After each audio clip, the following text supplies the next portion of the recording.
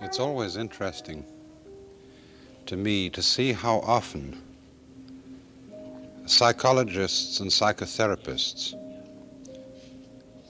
talk about the problem of reconciling opposites.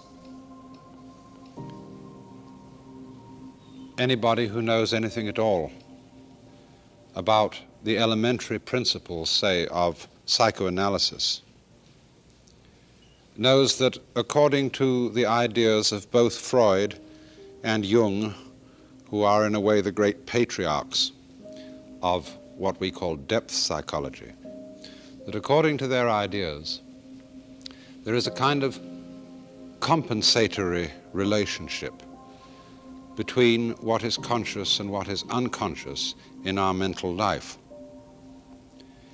And that to the degree that one is, as it were, light above, one is dark below, or to the degree that one is dark above, one is light below. And it's often pointed out that very many people who wrote the most scurrilous books, such as Rabelais, led the most exemplary lives, whereas on the other hand, a lot of people who wrote very pious and holy books actually led disreputable lives. And I think there is a great deal of truth in the way Freud so often points out that what is expressed in the world of dreams is the opposite side of life to that which one is living consciously.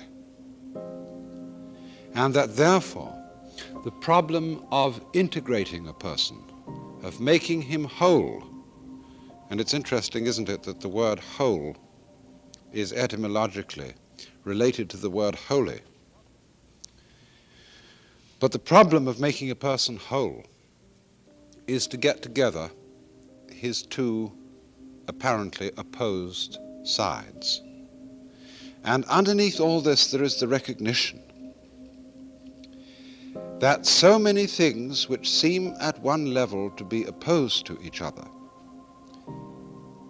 are at another level mutually necessary.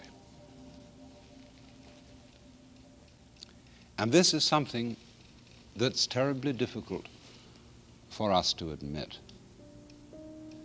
We don't like to uncover the basic harmony which very often underlies things that we would rather prefer to see in opposition to each other. Take, for example, the fundamental opposition of life and death. Isn't it perfectly extraordinary the way we manage to conceal, or most people manage to conceal, the fact that they keep alive by death day in and day out? After all, we are constantly transforming dead animals and plants into the shape of our own organisms. But all this kind of thing, you know, is conveniently put away. The slaughterhouse is somewhere in a back district of Chicago, and we just don't get to see what goes on. And, of course, we conceal death in so many ways. The whole art of the mortician, as he likes to style himself, is to conceal death. And therefore, because death is constantly repressed, we begin to forget how much life and death go together. And so, if to the degree that we fail to recognize the inseparability of things that we call opposites, to that degree we keep running into problems that baffle us and that we don't understand. We don't understand, for example, how necessary our enemies are to us, how the things that we fight against are things which stimulate us and call out our energies. And while, in other words, it seems to be necessary to muster all our strength to oppose certain things, if we should overdo it and muster too much strength and succeed in getting rid of our enemies, we might very well collapse. And I think that an insight into that fact underlies the celebrated saying of Jesus, "Love your enemies." Interesting, it doesn't necessarily say, does it, make friends of your enemies. It says, love your enemies. And so something of this kind underlies the very, very usual idea in Eastern philosophy of the truth lying in the middle. In other words, in Confucianism, one of the cardinal principles of Confucianism is the so-called doctrine of the mean. And interpreted at one level, this is rather just a platitudinous doctrine of moderation, that one should be moderate in all things. And in the same way, Buddhism is called the middle way. And that too, at a certain low level of interpretation, means nothing more than that this is a doctrine of moderation. You see, in the Buddha's own time, roughly 600 years before Christ, one of the main forms of Indian spirituality was the search for liberation through extreme self-mortification. When Gautama the Buddha himself was a young man, he was the son, as you probably know, of a North Indian tribal king in the clan of the Sakyas. And his father had, at the child's birth, consulted the soothsayers, and they had foretold that he would either be a great monarch or else he would be a Buddha. And the father didn't want his son, to get mixed up in this religious business, and did everything to encourage him to follow in his father's way. He surrounded him with luxuries and enclosed him in a palace where he should never see any sight or hear any sound that would make him think about the so-called problem of life. But the story goes that by chance he caught glimpses of suffering, of death, of disease, of poverty, and this so plagued his mind that he just had to find out why such things should happen to human beings. And the story goes on to say that he finally arranged to escape from the palace, that he cut off his hair, shed all his luxurious garments and donned rags, and became a mendicant. In other words, he followed for 7 years those teachers who said that wisdom and peace ultimately lie only through extreme mortification of the desires of the flesh. But after 7 years, he found out it didn't work. It hadn't brought him any peace at all. And so, after some time, during which he felt that he really had discovered the secret of the problem, he proclaimed what he called the middle way. And as I said, at a kind of low level, this signified simply that on the one extreme there was this mortification of desire and of the flesh. At the other extreme, there was hedonism, the attempt to solve the problem of life by getting as much sensuous pleasure as possible.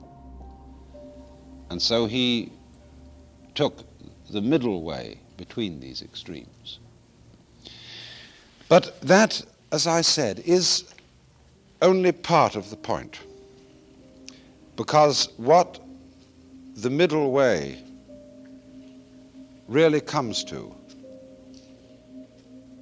is not moderation, it isn't compromise, but really a profound understanding of the unity that underlies all oppositions. You know, so often we think logically that life consists fundamentally in oppositions, that, as it were, conflict is the most fundamental reality that there is. We look upon life, in other words, as an encounter. This happens in all sorts of different ways. The encounter of spirit and matter, the encounter of mind and body, and also the encounter of oneself and the world. As if these things came from unimaginable distances apart and suddenly met each other, and by reason of being, as it were, logically opposed to each other, there is thereupon conflict. But obviously, there can't be a battle unless there's a battlefield. It's often said it's very difficult to arrange a battle between a tiger and a shark because they have no common field. Wherever there is a battle, preceding the conflict, prior to it, underlying it, is something in common. As the very fact that two people who are having a fight have something in common, that there's something they both want to get, and so are fighting over it. What they want to get, they have in common. And because they have the same desire, they are the same kind of creature, they have that life in common. And so underlying every contest, there is a fundamental agreement, as in Alice, Tweedledum and Tweedledee agreed to have a battle. So the real meaning of the middle way, and Buddhism is often simply called the middle way, is to go down underneath conflict to discover harmony. And I would like to talk a little bit about two kinds of following of the middle way which have occurred in the history of Buddhist philosophy. And these might also be called dialectic. Now, the word dialectic has, as it were, a sort of double sense.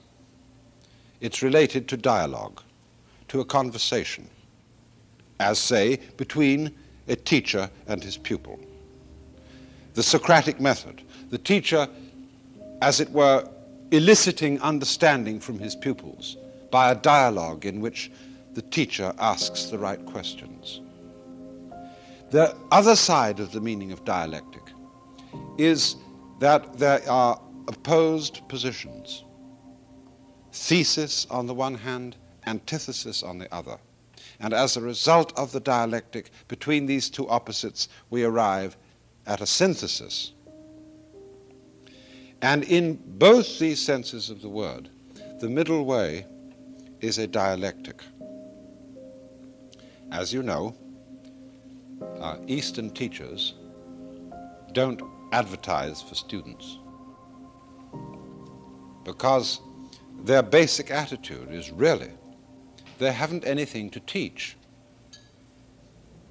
That may seem surprising, but it is based on the insight that at the deepest level, beneath conflict, prior to conflict, because it's prior to conflict, life isn't a problem. this is a very obviously difficult thing to understand. But most people feel it is a problem, and therefore constantly go around looking for someone who will tell them how to solve it. And so it is in this way that the inquirer comes across the sage. We'll say the inquirer comes across, going back now into the history of ancient India, comes across such a man as the Buddha and says to him, my problem is that I suffer, and I want to know how to stop suffering. This was the whole problem with which the Buddha dealt. And if we start from this raising of the question by the student, we can then follow out the steps of a dialectic so that the student is brought to the middle way, that is to say, to the point where the conflict expressed in his suffering is reduced to the harmony that underlies it. So the first thing that happens then is the student comes, the questioner comes and poses the problem. I want not to suffer. And the teacher answers with a counter proposition and says, you suffer because you desire. A lot of people think that's all the Buddha really said, that if suffering is the result of desire, all you've got to do is stop desiring and you won't suffer. Simple, yeah. But this wasn't the point at all. This was simply the first step in a dialogue. And so the next step is that if the student takes that to be the answer, he comes back with the question, well, how am I to stop desiring? And so the next question from the teacher might well be, do you really want to? And this would make the student scratch his head a little, because he realizes that if it's true, as the Buddha seems to say, that in order not to suffer, one must cease desiring. Surely, if I want not to desire, this is also desire. So to escape that trap, the student must answer, well, yes and no. I want to make an end of the kind of desires that lead to suffering, but I don't want to make an end of the desire to do that. So the next step in the dialogue is the teacher says, well, suffering comes from desiring more than you're going to get. So don't desire more than you're going to get. Desiring more than you're going to get is, or more than you have or can get, that is anguish. And the student thinks that one over for a while, and then comes back with this question. Yes, but supposing I fail in not desiring more than I have or can get, won't that lead to anguish too? And the teacher comes back with the proposition, don't desire to succeed in this enterprise more than you can succeed or will succeed. Now, I wonder if you've been able to notice what's happening here.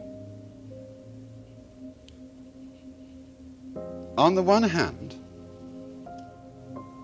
there is, first of all, we start from the student trying to control his desire. There's the student and there is his desire, his hunger. And at each step in this question and answer,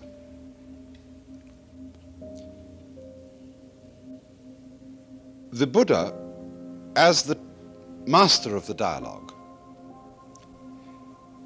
is taking the student to a higher level. At the lowest level, the conflict is simply between his own inner appetites and the state of affairs, the facts of life, as we call them, the hard facts. But at the next step, he has made the student see that his own feeling is part of the facts. To put it in another way, if you learn not to desire more than you have or can get, you are learning to accept things as they are. But among things as they are your own feelings. And these may be, as it were, unacceptable or unpleasant feelings. So he turns the student's attention to the fact that, all right, you've got to accept your own feelings as well. So the student says, well, supposing I can't accept my own feelings. He says, well, don't desire to accept them any more than you can. And that goes up to another level. And you see what happens ultimately as the conversation goes on. The student comes to regard his whole inner life, his feelings. He's become, you see, completely objective about them. They've become part of the world that was his problem. And he suddenly wakes up one morning to find himself in a very strange situation. He thought that he stood opposed to the world. He identified himself with his desires, and there outside him was a world that negated him. Suddenly all this has gone bloop, it's changed. His inside, his desires, his emotions, his feeling, and the outside world are all the same. And so where is left the person who had the problem? He is reduced, of course, for a moment, to nothing but a witness, a kind of passive observer of an outside world and his own inner life and his feelings, and they all go together. And at the last minute, flip. Even the one who seems to watch it turns out to be all one with what is being watched. It's another way of saying to be aware of something. You don't have to have on the one hand a knower and a known. The whole process can be described much more simply as a knowing. The other form of dialectic is perhaps simpler to explain. And it's based on a form of Buddhist philosophy which originated about 200 years AD. Now, in Indian logic, there are what are called four propositions.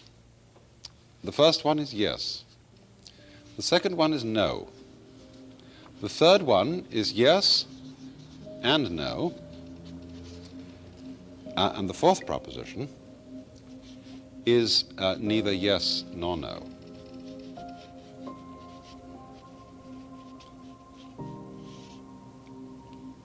And these is a kind of fundamental classification of statements that we may say, for example, that the world exists, or that it doesn't exist, or that it both exists and doesn't exist, or that it neither exists nor doesn't exist. This sums up the whole possibilities of philosophy. In other words, this would be the person who is a realist, like, say, Aristotle or St. Thomas Aquinas, who equates the ultimate reality, God, with being. But this, on the other hand, would be a sort of Humean standpoint, where you would say there is no such thing as being. That is an abstraction. It's just a concept. Here, as number three, you would get a sort of Hegelian standpoint of synthesis between being and non-being, and in the fourth you would get the extreme nihilist, agnostic, skeptic, or whatever. Now then, the point of this particular dialectic is that it assumes that deep down Every human being really clings to some such opinion, some metaphysical opinion, which can actually be put under one of those categories. One might not think this. One thinks that most people are sort of unintellectual and don't think about these things and have no philosophy. But scratch a human being carefully enough, and you will find out that there is some premise which he clings to fervently. And so what the dialectician does, he waits for someone with a problem to turn up, he scratches him to find out what is the opinion to which he most deeply clings. And then, because the nature of this dialectic is a philosophy for refuting any opinion that anybody can hold, the philosopher himself has nothing to say. But he says, if you propose yes, I can show you that yes has no meaning without no. Any affirmation you make has no meaning without the denial. And by such a means as this, he gets the person to become insecure. He doesn't know what to cling to. And as he looks for a new opinion to cling to give himself a sense of psychological security, the philosopher destroys that one too, so that in the end he has absolutely nothing left to hang on to. And this is actually the bringing of a person to liberation and to health, because it is his clinging to life that is at the root of anxiety, and anxiety which in turn is at the roots of all manner of discordant activity and problems. Once he lets go and doesn't try to cling to life with his mind, he is then released and talked out of his own self-strangulation.